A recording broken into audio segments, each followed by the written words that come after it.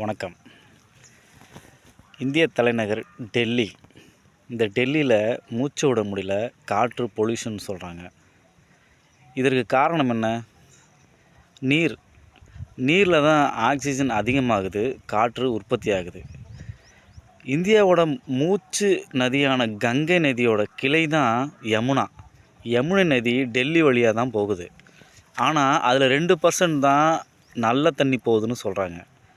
இதுக்கு ஒரே வழி தான் இருக்குது. டெல்லியை காற்று மாசுலேருந்து காப்பாற்றணும்னா, கங்கை நதியை கிளையில் எங்கே அசுத்தமாகுதோ அங்கேருந்து பிரித்து எடுத்து டெல்லிக்கு யமுனாவை பல கிளைகளாக பிரித்து எல்லா மாவட்டத்துலேயும் வாய்க்கால்கள் கால்வாய்கள் வெட்டி அந்த நதியை அந்த மாவட்ட தலைநகர் மாவட்டங்கள் வழியாக ஓட செஞ்சு அடுத்த மாநிலத்துக்கு போனால் தான் காற்று மாசுலேருந்து டெல்லி தப்பிக்க வழி இருக்குது.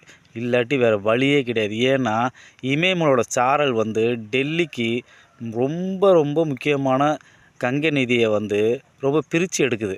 அதனால் வேறு வழியே கிடையாது.